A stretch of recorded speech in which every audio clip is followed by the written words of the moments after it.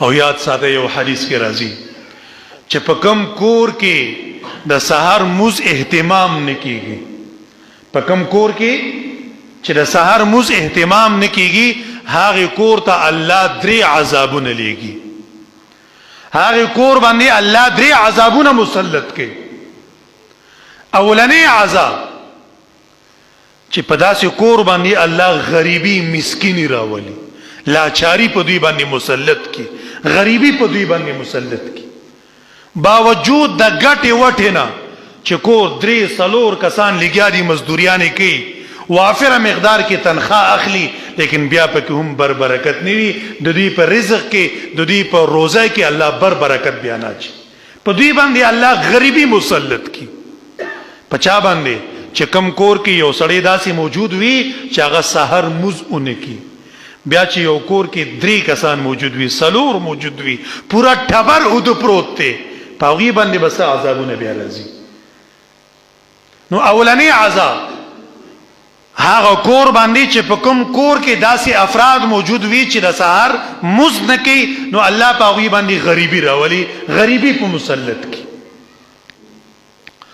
او دویم عذاب د سحر د موز نه کولو په وجه باندې چې الله هغه کور باندې مسلط کوي، هغه داري چې په هغه کور کې بے اتفاقی جګړې فساد چې کوم دی هغه په دوی باندې راولي، مسلط کی، بے اتفاقی په دوی باندې راولي. رور به رور ته بدغضبه وي، ښځه به خاوند ته بدغضبه، خاوند به ښځې ته بدغضبه، اولاد به مور او پلار ته بدغضبه، مور او پلار به د اولاد نه مرور، رور به د خور نه مرور، خور به د رور نه مرور وي. دا په کور کې به جګړې وي، سار هم جګړې، ماښام هم جګړې، په کور کې به الله دا بے اتفاقی او جګړې چې کوم دی هغه به په دوی باندې مسلط کی. دا زمونږ د کورونو دا جګړې دا فساد دا ولی دي؟ تاسو په دې باندې سوچ کړی دی چې زما په دې کور کې دا بے اتفاقی ولې ده؟ ښځه د خاوند ته ولې بدغضبه ده؟ دا خاوند د ښځې ته ولې بدغضب دی؟ دا اولاد زمونږ ولې نافرمانه دی؟ دا مور او پلار دی اولاد ته بدغضبه، اولاد دی مور او پلار ته بدغضبه، رور رور ته بدغضبه، خور رور ته بدغضبه. په دې باندې موږ سوچ کړ دی آخر د دې وجه څه ده؟ نو حدیث کې نبی علیه الصلاۃ والسلام ما تا ته د دې وجه بیان کړی ده چې دا وجه د دې اهم وجه، عظیمه وجه هغه د سحر موز نه کول دی.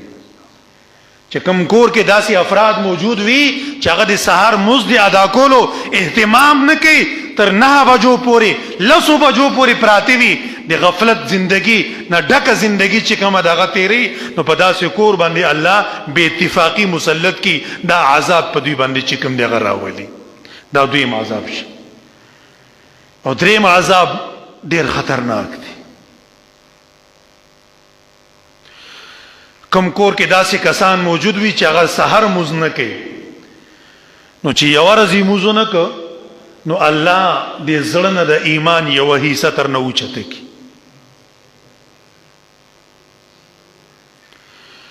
چې بیا بل موز د سحر قضا کی، د ایمان بل حصہ تر نه الله اوچته کی. او کله چې دریم موز قضا کی، بل حصہ تر نه الله د ایمان اوچته کی. دغه شان چې دی کله مسلسل د سحر موز قضا کول شروع کی، نو الله د زړه نه مکمل ایمان او باسی دی د ایمان نه محروم پاتې شي.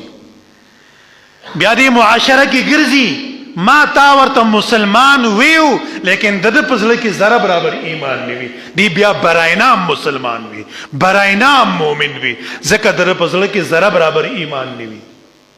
دی خو ځان ته مسلمان وي، زما ستا معاشره ورته مسلمان وي، لیکن حقیقت کی بیا دی مسلمان نہیں وی، ځکه الله دې د ایمان دا دولت نه بیا دی محروم کړی وي.